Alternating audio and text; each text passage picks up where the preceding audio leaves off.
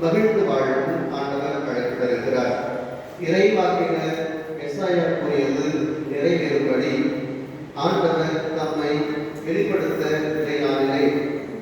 அதற்குரிய புதுமைகளையும் நன்மைகளையும் செய்வதை பார்க்கின்றோம்.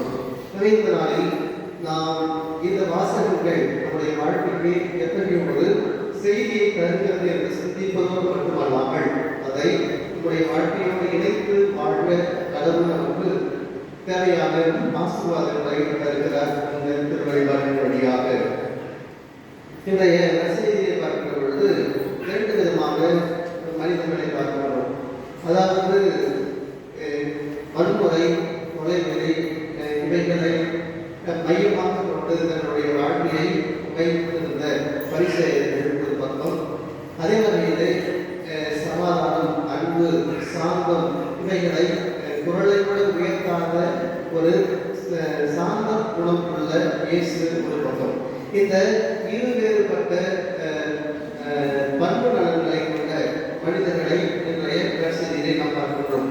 இந்த பண்பு நலன்கள் எப்படி எதற்காக பார்க்கிற பொழுது குறிப்பாக எல்லா மனிதர்களிடத்திலுமே இந்த ரெண்டு பண்புகள் போயிடும். அதாவது அதனுடைய பர்சன்டேஜ் மட்டும் மாறும். எல்லா மனிதர்களும் சண்டை போடக்கூடாது, பிறரோட ஒற்றுமையாக தான் இருக்கணும், பிறர் கூட நல்ல உறவோடு வாழ வேண்டும், கொலை செய்யக்கூடாது, மற்றவர்களுக்கு வன்முறையாக நடந்துக்கூடாது. இப்படியாகத்தான் எல்லாருமே முயற்சி வாழ்வதற்கு முயற்சி செய்கிறோம். ஆனால் பல நேரத்தில் நம்ம அறியாமல் ஒரு சில இடத்துல இந்த வன்முறை அல்லது சண்டை செய்கிற வழக்குகள் நம்ம ஏரியாவிலே இந்த பண்பு நலன்கள் தலை காட்ட ஆரம்பித்து விடுகிறது. ஆமாவா இல்லையா? யாரும் என்ன சொல்றாங்க?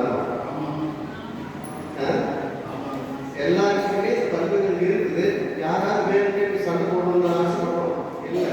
ஆனால் நம்ம அறியாமல் ஏதாவது கால சூழ்நிலையில் சொல்லிட்டாங்க, நம்ம சண்டை போடுறோம்.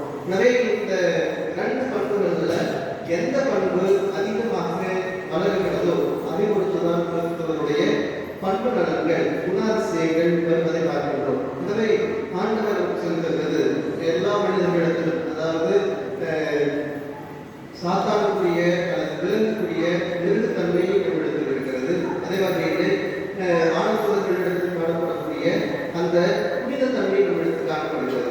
இந்த ரெண்டுல எதை வளர்க்கிறோமோ அதை பொறுத்து தான் நம்முடைய வாழ்க்கையினுடைய குறிக்கோள் நிறைவேறும் அல்லது மன நிறைவும் நிம்மதியும் மகிழ்ச்சியும் அதன் அடிப்படையிலே தான் உருவாகுகிறது என்பதை நாம் புரிந்து கொள்ள அழைக்கப்படுகின்றோம். என்னுடைய வாழ்க்கையிலே சிந்தித்து பார்க்கிறோம். என்னுடைய வாழ்க்கையை அதிகமாக இயக்குவது இந்த மிருகத்தன்மை உள்ள குணங்களா அல்லது நன்மையை வாழ்வாக இருக்கின்ற சாதுவான சாந்தம் நிறைந்த இயேசுவை போல நாம் வாழ்கிறேனா என்று சிந்திக்க கடவுளுடைய நாளிலே நமக்கு அழைத்திருக்கிறார். கன்ஃபூசியஸ் அப்படின்னு ஒருத்தர் இருந்தார். அவர் பல நல்ல கருத்துக்களை எல்லாம் தன்னுடைய சீடர்களுக்கு சொல்லிக் கொடுத்து கொண்டிருந்தார். யாருங்க?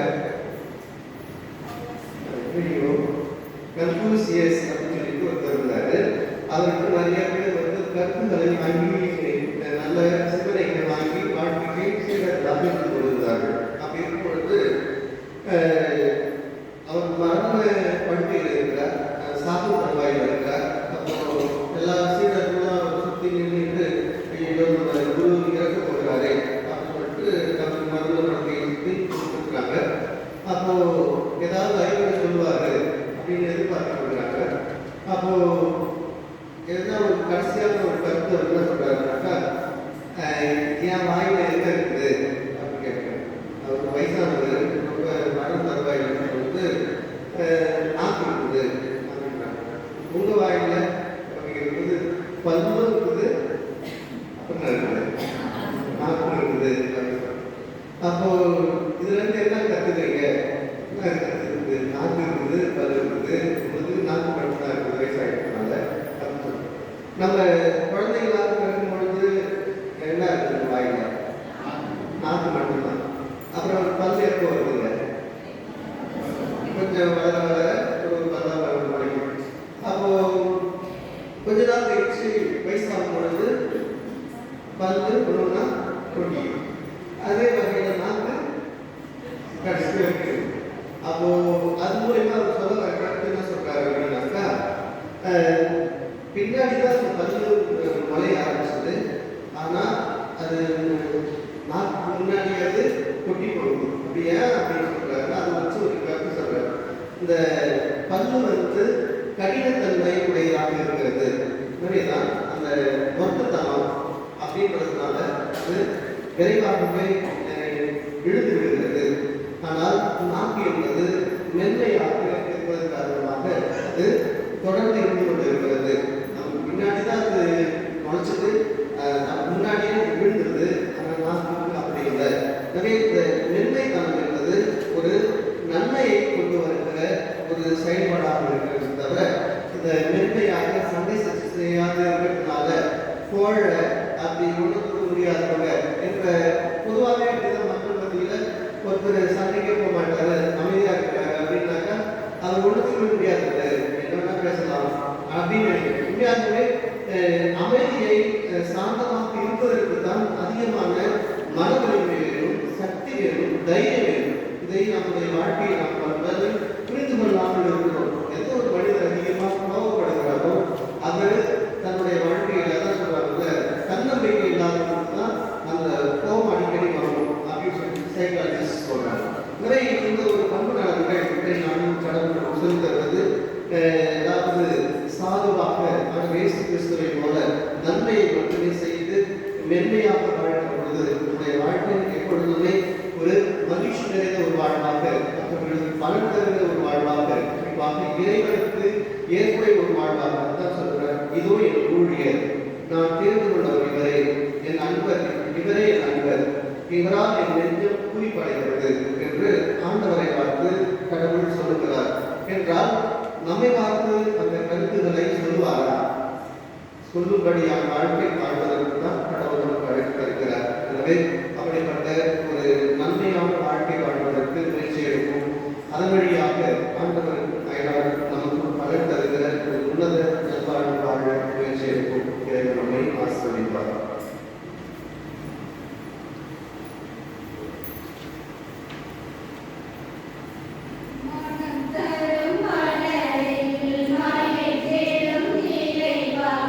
Yeah.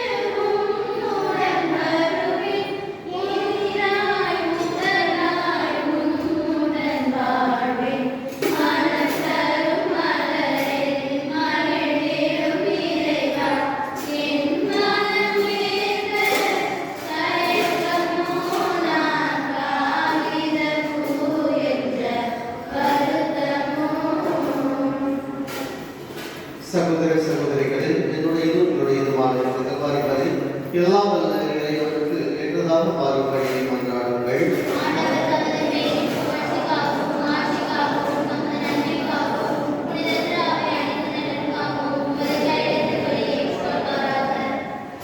எல்லாம் வல்ல இறைவா, உம்மை நோக்கி மன்றாடுகிறோம். காணிக்கைகளை கண்ணோக்கிய உம்மை கேட்கின்றோம். உம் நம்பிக்கையால் புனிதத்தில் வளரும் உதவும் உணவாக இவற்றை நீரை மாற்றி அழிவீராக. எங்களாகிய கிறிஸ்து வழியாக உம்மை மன்றாடுகிறோம்.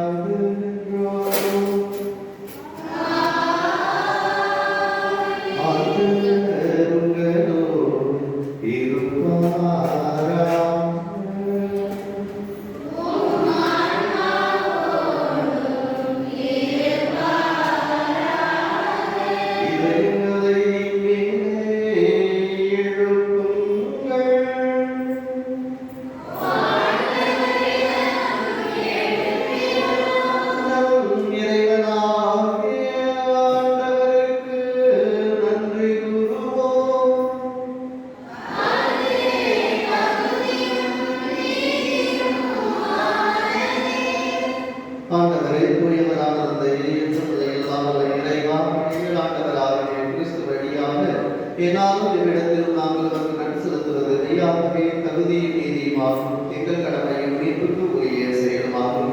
கிறிஸ்துவின் இறப்பினை நாங்கள் அன்போடு கொண்டாடுகிறோம். வீட்டினை உயிராட்டுதல் நம்பிக்கையோடு அறிக்கையிடுகின்றோம். மாட்சியுடன் அவர் மீண்டும் வருவார் என உறுதியோடு எதிர்நோக்குகிறோம். ஆகவே புனித வானவர்கள் அனைவரோடு நாங்கள் சேர்ந்தமை போற்றி புகழ்ந்து முடிவின்றி சொல்வதாவது: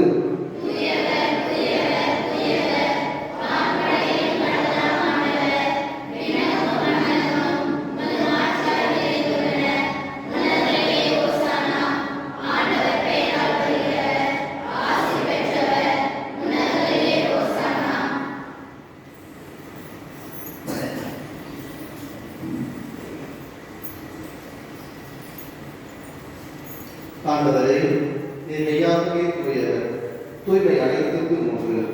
ஆகவே உடைய தூய ஆவியை பொழிந்து இக்காணிக்கைகளை தூய்மைப்படுத்த வேண்டுகிறோம். இவ்வாறு நாங்கள் இயேசு கிறிஸ்துவின் திருவுடலும் இரத்தமுமாக எங்களுக்கு இணை மாறுவதாக.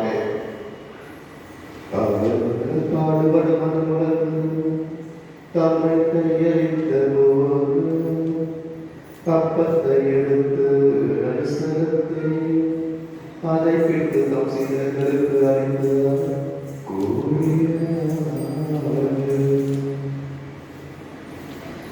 அனைவரும் உயிரிழந்து உண்ணுங்கள், ஏனெனில் உங்களுக்காக கையளிக்கப்படும் என் உடல்.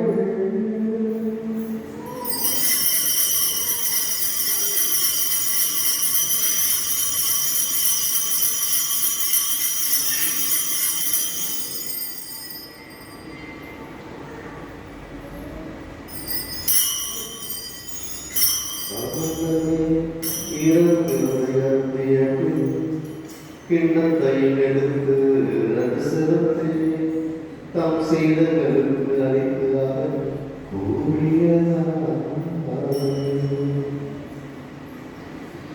அனைவரும் பெற்று வருதுங்கள், ஏனெனில் புதிய நிலையான உடன்படிக்கைக்கு உரிய இரத்தத்தின் கிண்ணம். இது பாவ மன்னிப்புக்கு உங்களுக்காகவும் பலருக்காகவும் சிந்தப்படும். இதையும் நினைவாக செய்யுங்கள்.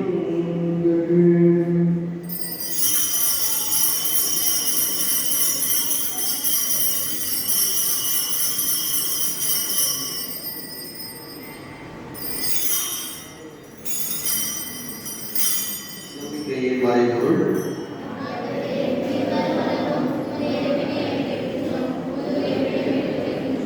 ஆகவே ஆண்டவரே, நாங்கள் கிறிஸ்துவின் இறப்பினை மீட்பினை நினைவுகூர்ந்து வாழ்வுதல் பக்கத்தையும் மீட்பளிக்கும் இடத்தையும் உமக்கு கொடுக்கின்றோம். உம் திருவுள் என்று ஊழிய புரிய கட்டுதலை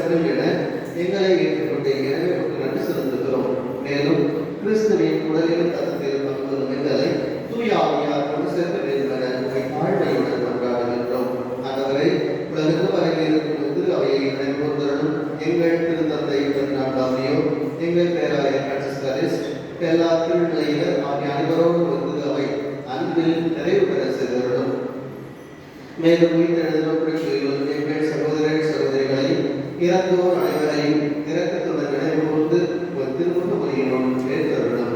எங்கள் அனைவர் மீது இரக்கமாயிரும். கடவுளின் கவிதாயான புனித மரியா, அவருடைய கணவரான புனித யோசேப்பு, புனித திருத்தூதர்கள், இந்த உலகில் உகந்தவராயிருந்தோர் ஆகிய புனிதர் அனைவருடனும் நாங்கள் நிலைவாழ்வில் ஒரு கல்வி பெற்று திருமகன் இயேசு கிறிஸ்து வழியாக புகழ்ந்தேற்கும் வரம் அருள உண்மை மன்றாடுகின்றோம்.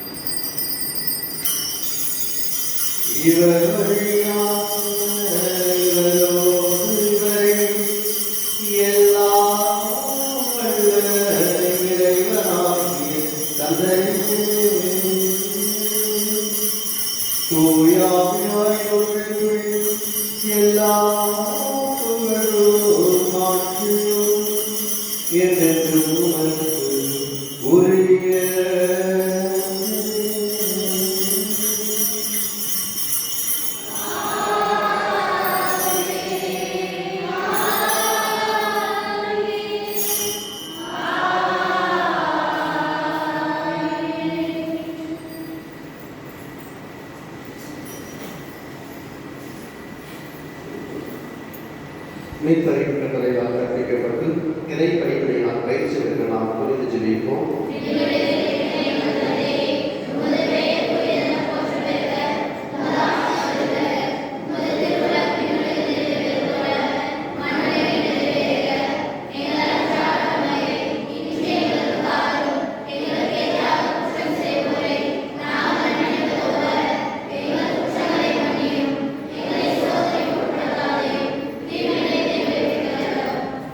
ஆண்டவரை தீமை அனைத்திலிருந்தும் எங்களை விடுவித்து எங்கள் வாழ்நாளில் அமைதியை கைவிடுகிறது மன்றாடுகின்றோம்.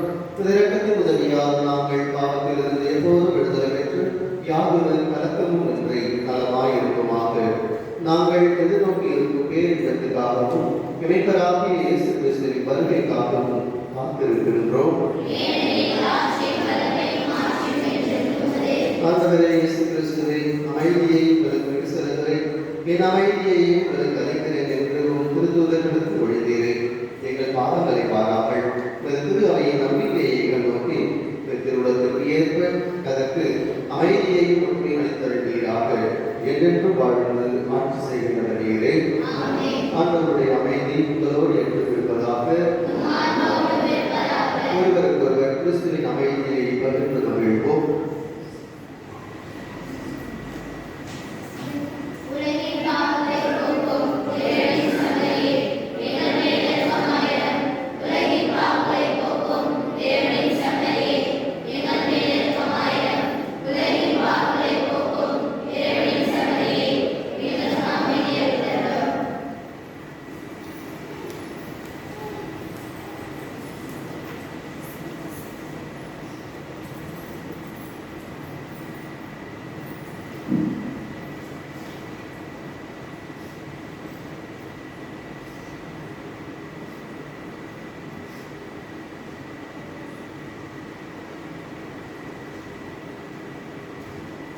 சார்ந்த குணத்தினால் அயலர் பயனடைந்து மகிழ்ந்து வாழ அழைத்தருகிற உன்னத தெய்வம் இவரே.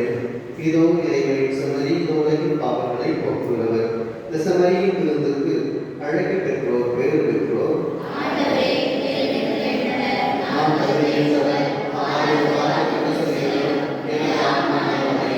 கிறிஸ்துவின் திருவுடலுக்கு நம்மை காத்து நிலைவாழ்வு அளிப்பதாக.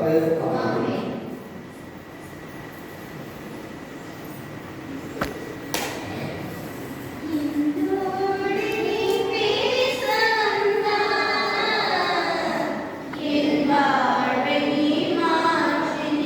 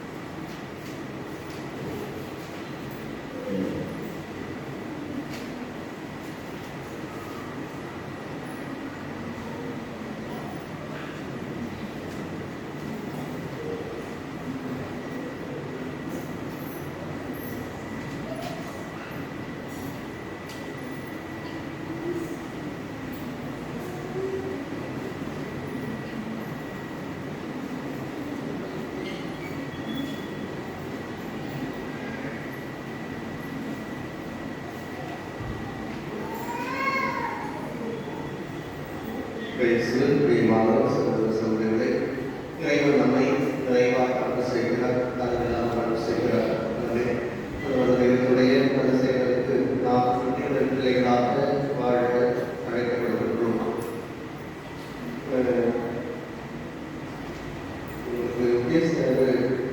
உங்களுக்கு வரலாம் தெரியல, நமது பந்து திருவிழா பொழுது அவர்கள் வருகை தர இருக்கின்றார். வந்து உறுதி பூசுதல் தருவதற்காக வாய்ப்பிருக்கிறது. எனவே நேரம் தேதி இரண்டும் சரியாக பேசிவிட்டு வேதியை மூலமாக உங்களுக்கு அறிவிப்பு கொடுக்கிறோம். அதே வகையில் ஏற்கனவே கடந்த ஆண்டுகளில் புதுநன்மை வாங்கிய குழந்தைகள் அநேகமாக உங்களுடைய அந்த ஜெபங்கள் அனைத்தையும் படித்து தயார் நிலையில் இருக்கும்படி கேள்விகளை கேட்டால் பதில் சொல்வதற்காக மட்டுமல்ல, நமது ஆன்மீகத்தில் வளர்வதற்காகவும் மீண்டுமாக அந்த ஜபங்களை படித்து தயார் நிலையில் இருக்கும்படி இவரை நம்மோடு கேட்டுக்கொள்கின்றோம். அதே வகையிலே இந்த திருப்பலி இருக்கிற இடத்தில் வழக்கமாக ஷால் வந்து நன்றி சொல்றது எல்லாம் போகிறீங்களா? ஆமாம், பூசம் முடிவதற்காக சாயங்களுக்கு பூசத்துக்கு நம்ம ஷால் போடுறது அதெல்லாம் வந்து தேவையில்லாத பழக்கங்களை அதிகமாக ஊக்குவிக்க வேண்டாம் என்று பேராயர்கள் அறிவுரை கொடுத்திருக்கிறார். தேவையான அதுவுமே நன்றியை பார்ப்பதோடு இருக்கிறது. ஒருவேளை செய்ய வேண்டும் என்றால் ஆலயத்திற்கு வெளியே ஆலயத்திற்குள்ளாக நாம் சமையலையெல்லாம் செய்ய வேண்டாம் என்று அவர் இந்த திருவழிபாட்டு வழிபாட்டிலே ஒரு அறிவுரையாக தந்திருக்கிறார். எனவே இதை கடைபிடிக்கும்படி அதிலே கடைபிடித்து இறைவனுக்கு மாற்றி சேர்க்கும்படி என்பதை நம்முடன் கேட்டுக்கொள்கின்றோம். திருப்பலி முடிந்தவர்களுக்கு ஏற்கனவே சில குழந்தைகளுக்கு இந்த புது நன்மை முதலிருந்து வாங்கியதற்கான சான்றிதழ் தரப்படாமல் இருந்திருக்கிறது. எனவே அவர்களுக்கு வெளியே இந்த சான்றிதழ் தரப்படும் என்பதை மீண்டும் வாங்குவதற்கு மேம்படுத்துகின்றோம். நன்றியோடு மன்றாடுவோம்.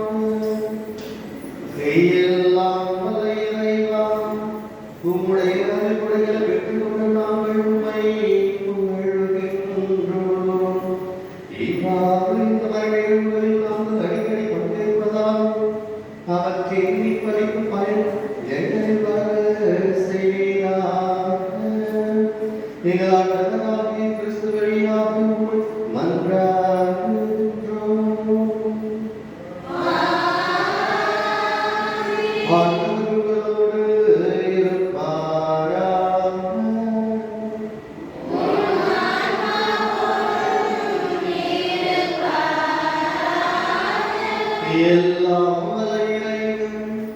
தந்தை மகன் தூயாவியார் நமக்கு ஆசி வழங்குவாராக.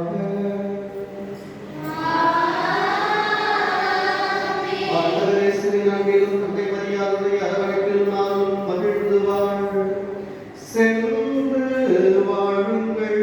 திருப்பலி நிறைவேறிற்று.